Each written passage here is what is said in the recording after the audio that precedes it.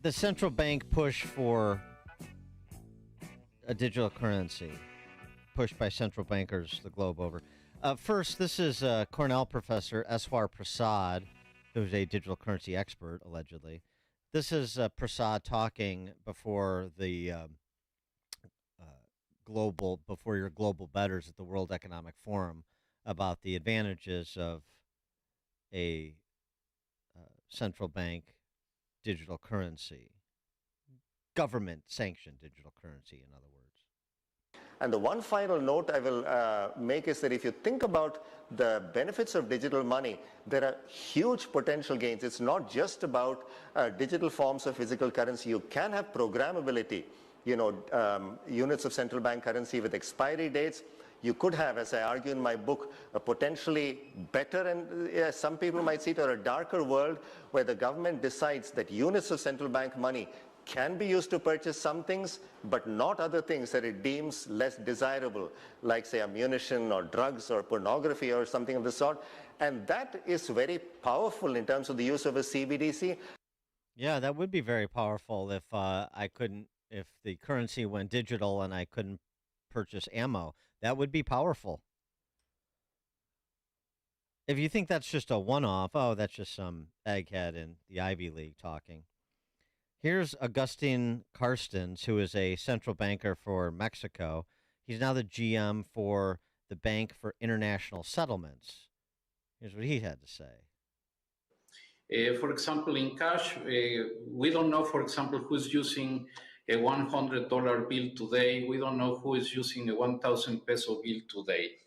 A key difference with the CBDC is that central bank will have absolute control on the rules and regulations that will determine the use of that expression of central bank liability. And also, we will have the technology to enforce that. No, the programmatic feature, being able to prevent or allow you to spend money on a particular thing and then tracking you and your spending. Sounds great. For more on this and other topics, including a new inflation number, June over June, Steve Moore, economist, author of Govzilla, joins us. Steve, thanks for joining us. Appreciate it. Good morning, guys. So where do you come down on a digital currency from the central bank? Well, I was familiar with that first quote that you played by that economist or whoever he is. It's gone viral on the internet because it's just a stupid and kind of Orwellian thing to say that the government's going to be able to track all your purchases and they can decide what you can and can't purchase and it's where does that stop? Are they going to tell, oh, you're a little overweight, maybe you shouldn't buy these sugary products? Yes, why not? It's all in your best interest, Dan. Exactly. Don't you understand? They have your best interest at stake here. Well, so it is. Look, we are going to move towards a digital currency. I mean, it is inevitable. I don't even really use cash much anymore. And the question is, who's going to control it? That's why, people ask me all the time about cryptos, and the thing I like about cryptos is that they aren't controlled by the central banks, and they're not controlled by government entities, and that's why a lot of people have invested in cryptos. Now, cryptos don't have the full faith and credit of the United States government behind them either, so they're riskier. But I do worry in this day and age. We saw what they did under COVID, where the government used extraordinary powers to shut down the livelihoods of 100 million Americans. We've seen what they're doing with climate change, and so I wouldn't put it past these people. And by the way, it's for the public good. Don't you understand this, Dan? It's to make society better off. No, I know, save lives. I get it. Yeah, of course, it's to save lives. It's for the kids. Yeah. No, I got it.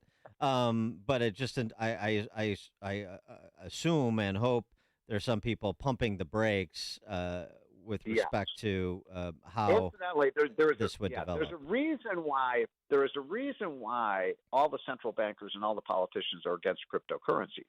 And the answer is because they can't control those. Right. They have no control over them. And that's why, despite some of the problems that cryptos have had, I think it's a positive thing when you have private sector alternatives to government currencies. want to get your response to the news out just this morning. Wall Street Journal estimating consumer prices rose only 3.1% in June, June year over year, June from a year earlier. That's below the 4% in May, and we're closing in on the Fed's 2% target. We tamed the inflation beast. No, we haven't. And in fact, I think that we're going to see inflation go back to the 4 to 5 to 6% range. But, this is good news, by the way, that inflation has come. I mean, remember exactly a year ago, the report that came out had us at 9.2% inflation. So, that was the worst number we had since Jimmy Carter was president. And so this is good news that we brought it down to, what is it? I think 3.2, 3.3%. But we still have a lot of work to do. And prices are up, folks, 18% since Biden came into office. 18%. That means everything you're buying is 18% more expensive on average than when Trump was president. So we have a lot of work to do. Look, what I'm concerned about now, though, is what's going on with the growth of the private sector economy. Now, Dan, do you know what because we just got this jobs report out on Friday, which was a lousy report when they did the revisions. We only had 99,000 jobs in an economy this big. That's pretty close to zero. Do you know what, over the last 6 months, Dan, was the fastest growing industry in terms of employment?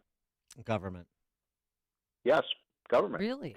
Government outpaced manufacturing, construction, wholesale, retail, even healthcare, education, blah, blah, blah, professional services. Government was the number one employer. What is wrong with this picture? We've got a $2.2 trillion deficit we're running this year, and the government there's no recession in government right now. I guarantee it. They're on a hiring spree. Well, and the fact that inflation is down to 3.1% must speak to, at least in part, higher interest rates and higher prices, cutting off demand, which means that there's a lot of people in the middle to lower middle that can't be enjoying the Bidenomics of the day at present, while it's sort of papered over with the market recovery. Those who are in the market, doing fine, and so it sort of papers over what may be bubbling below the surface. Is that fair? I think it is. And I'm going to give you another quiz, if I may, for this morning. In the federal budget, do you know what the fastest growing item in the federal budget is today? John Podesta's slush fund. Green energy. Yeah. Green energy. Well, you're close. I mean, that's way up there. But the biggest increase item in the budget today in America, ladies and gentlemen, is interest we pay on the federal debt. Mm-hmm. So interest in 3 or 4 years will be higher than our entire national defense industry. So we've put ourselves in quite an enormous hole under these Biden. And by the way, it's not just Biden. I mean, Trump borrowed a lot of money too. I mean, it's just gotten completely out of control. I do worry that we're going to have a financial crisis if we stay on this course. And meanwhile, you mentioned, we've had now, I think it's 10 rate increases by the Fed in the last year. They're threatening 2 more. Some of the economists I listen to think that their Fed funds rate will go up to 6%. Well, my God, we were at 0 a year and a half ago. Now we're going to be headed to 6%. That increases mortgages.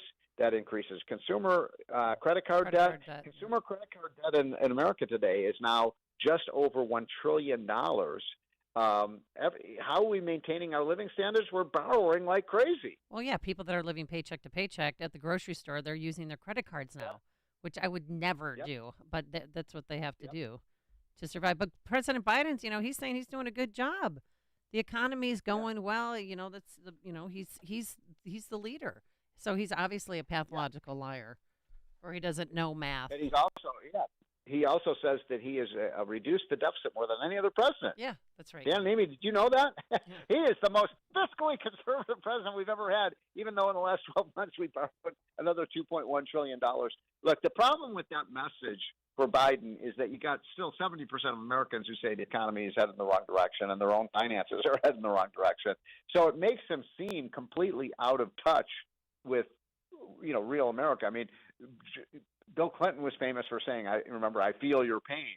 Well, Biden's like, you have no pain. Everything's wonderful in America. Don't worry about the the fact that everything's 18% more expensive. Don't worry about that enormous debt you have. Blah blah blah. Don't worry about the fact that we have a $32 trillion national debt. And guess what? People are worried about it. Hey, I wanted to get your reaction to this here locally in Chicago. I think you'd appreciate this observation about real estate development. It comes from a board member of In These Times magazine, which is Maoist in orientation. He's also a housing director for some Logan Square Housing Action Coalition deal. He said this, his name's Christian Diaz.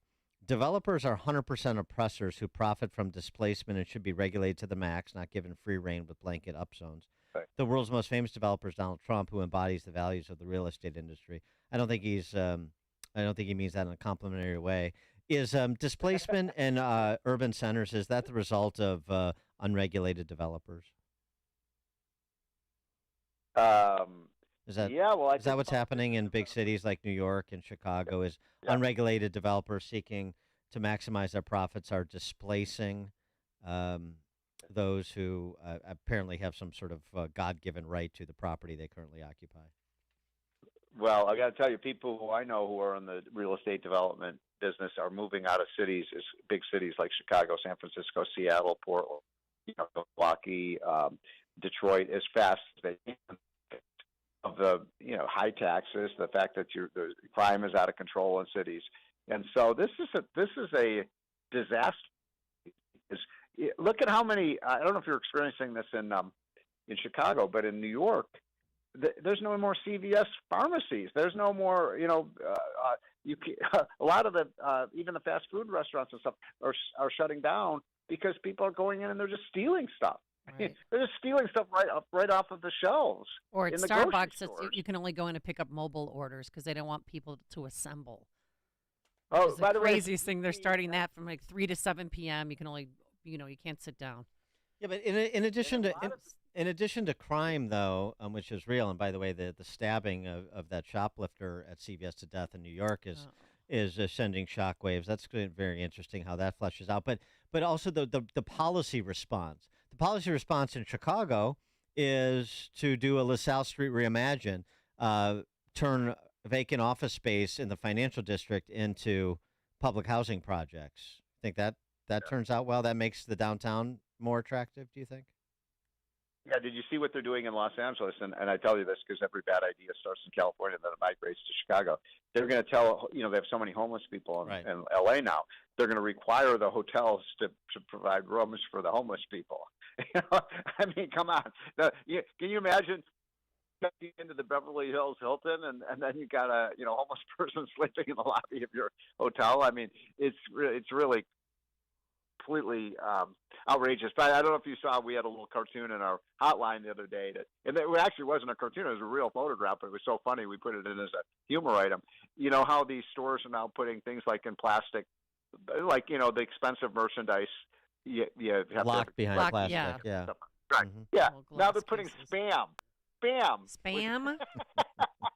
Yeah. You want to buy a jar of spam? Yeah, it's locked up. That's how bad it is. Might as well just order online and have them, pick it up. Rather than go through that. Like, somebody has to babysit you while you're going through CVS. And somebody like, no, I want this one. Now I need this cabinet unlocked. I need this cabinet unlocked. It takes forever. Yeah. Yep.